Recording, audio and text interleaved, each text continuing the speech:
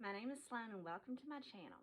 If you don't know my story, I was adopted at birth, raised in privilege, spiraled into addiction, and ultimately ended up homeless and on the streets. I'm so glad you're here. If this is your first time, welcome back if you're returning, and much love to my subscribers because y'all put a little extra pep in my step. I try to put out a video once a week, so if you want to get to know me better and hear more of what I have to say, click that subscribe button down below and be sure to hit the little bell so you never miss a notification. I feel really famous. I got a backdrop and a light. This is really cool. I feel like a celebrity, y'all. But anyways, I just wanted to preface this by saying everything I'm about to tell you is for educational and entertainment purposes only. In other words, don't sue me, and never at any point am I trying to glorify drugs. They have given me some very funny stories, but there is nothing funny about them, so don't pick up, guys. Don't pick up. Anyways, I went slightly out of order with my video schedule. I had done a really depressing video, which was going to come out first, but I needed some comic relief. I mean, it was just very emotionally taxing, so I wanted to lighten it up with one of my more amusing stories about a very interesting encounter I had with we'll call him Mark. Yeah, that's a good name as any. So, anyways, I was 21 years old. This was before I'd met my then husband, before I became a parent, and yeah, I was in college at University of Memphis, just living the good life. Back then when I was drinking, it wasn't really problematic. I'd say it was just college experimentation. You know, I would go to bars, you know, probably drink a little much, but it wasn't to the point where I was drinking every day. And, you know, I didn't always drink to excess. It was just kind of like a weekend thing if I was in the mood that weekend. But I was doing tons and tons and tons of Colombian marching powder. And this is a fact that I hid pretty well from most people. You know, some people would wonder how I could be drinking so much yet not really seem to feel the effects of the alcohol, which obviously if you're on a upper and a downer, it'll kind of level you out, so that would explain that. But anyways, one night I was out with my friend Maris, and she's my soul sister, my best friend. I love you, Mara. I know you're watching this, but Maris didn't know what I was doing with the whole Colombian marching powder thing, but we decided we were going to go to TJ Mulligan's. So off we go, and we were in her car, and I was in fine Sloan form because they had a chilled Jaeger machine, and that was my jam back then. So, you know, I'm sipping out of this chilled Jaeger machine, getting progressively more intoxicated, you know, running to the bathroom to powder my nose like every 5 seconds. So we're just having fun. And, you know, by this point, you know, Maris, you know, she was our DD and taking it easy and really just kind of hanging out with me. And we start talking to a table full of guys that I believe they were from California or something. And yeah, I was so obnoxiously impaired. Like, at one point, this guy's phone, we had just started kissing in the bar, by the way, totally classy. But, yeah, so right after we finished our little makeout sesh, his phone rings, and the caller ID says something like, "My sweetie." I was like, oh, well. So I took it upon my drunk self to reach across the table, grab his phone, answer it, and tell homegirl that her boyfriend was a total scumbag and he had just made out with me. And then I hung up on her, and then he freaked out, and I believe this is about the point where I tried to flush Maris's keys down the toilet in the women's restroom because I didn't want her to leave, and she was making it clear that it was time we needed to go, and I was having none of that. And y'all, I can be very persuasive. I told her that I was going to hang out with many friends and everything was okay, blah, blah, blah. But y'all, let this be a cautionary tale why you don't meet up with random people in bars. So I end up moving on from the college guys because, I thought that was, kind of sleazy that he's, kissing somebody that's not his girlfriend. And I started talking to Mark and one of his friends.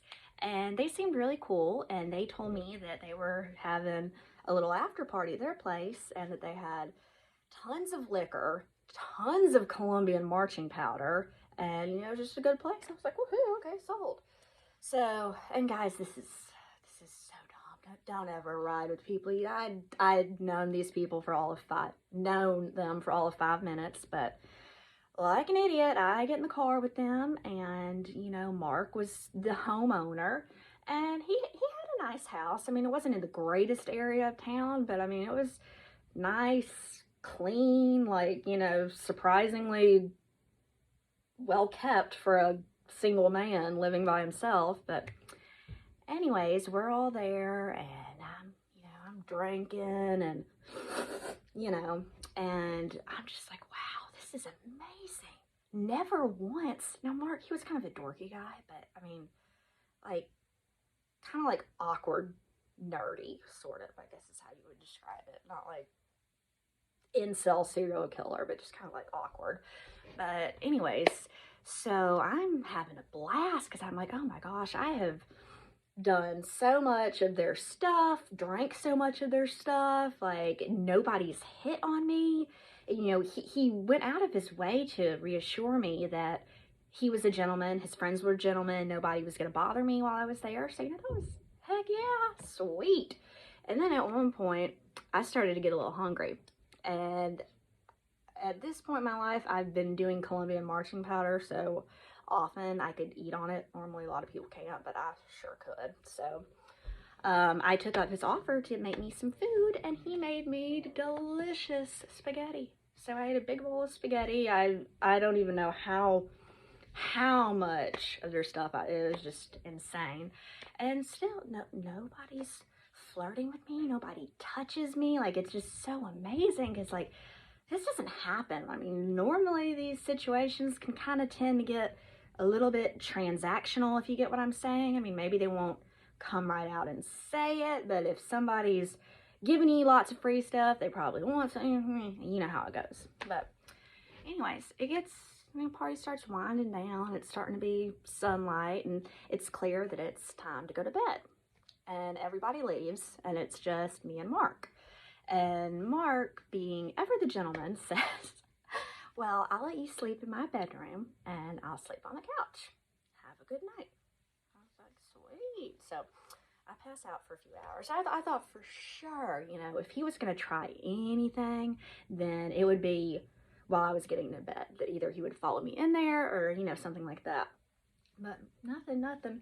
So we crash out for a few hours, wake up, and then, it's kind of that awkward, like, morning after thing where you don't really know somebody. I mean, even though nothing had happened, like, I didn't know him. I was in his house. I didn't want to be there. I was just ready to go. Like, all the party favors were gone, and I just wanted to get on my merry way. So, I start getting my stuff together, and oh my goodness. It becomes clear to him that I'm leaving. So he walks into the hallway and stands right in front of the bedroom door. And I will never forget this. He says, I've been really nice to you. I'm like, oh God, here it comes. This is the part where he's going to be like, suck my D, or, something of that nature, or he's about to pull out a machete or something. Like, this is, it was perfect for so long, and then it just, went to hell in a handbasket. So I was like, yeah, you have been really nice to me, kind of timidly wondering where he's going with that. I almost would have rather him say S my D or something like that, because it would have been so much more normal than what he actually did say.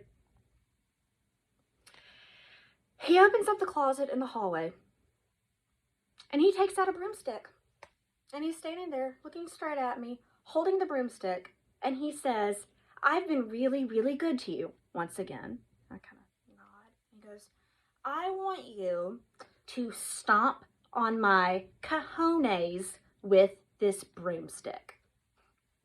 And I burst out laughing because I was like, that was perfect. This guy really had me going. Mark had me thinking he was going to pull like a sleazeball move at the last second, and he just said something so weird and funny and like, way to go, man, good jokes. And then I realized, like, from the look on his face, like, he is dead serious. And I was like,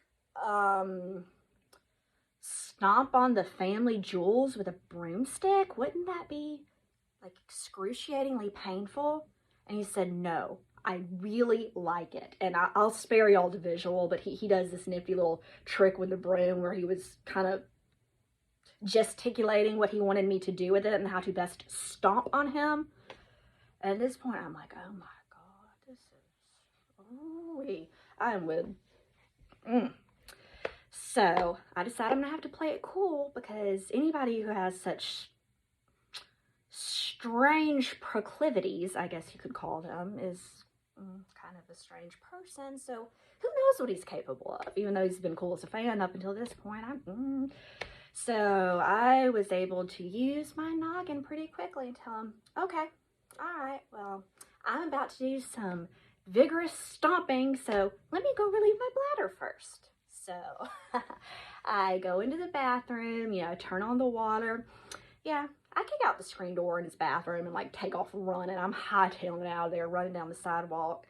And a car full of guys stops me and they're like, are you okay? I was like, yeah, I just got away from the weirdest dude. And I ended up just telling him about it because I thought it was so freaking bizarre and I wanted to tell somebody.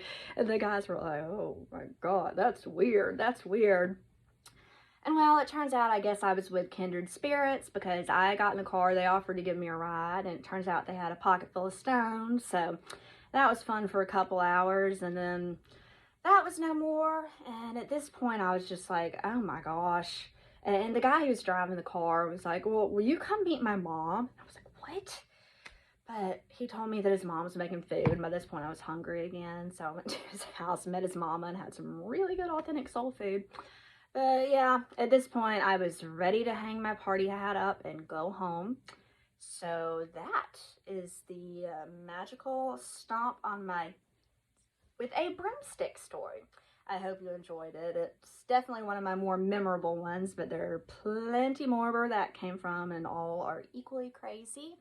Let me know what you think down below. I love doing story times. It's fun to be silly, and I want to try and counteract everything I do. Like if I'm doing something really like serious or thought-provoking, balance it out with something more lighthearted and comical, just so that there's a good balance, because I'm not too silly or too heavy, in real life, and I just want this to be a reflection of, who I am. And substances are only a part of my story, but they do make for some very interesting stories. So yeah, comment down below, like this video, show it some love. Whatever you do, just don't be a sugar honey iced tea head in the comments. I mean, there's no need to show hate to me or anyone else. I will not tolerate bullying, and you can totally disagree with somebody and still be mature and respectful. So, that being said, that's going to do it for today. I will see you guys next week. Peace and love, y'all.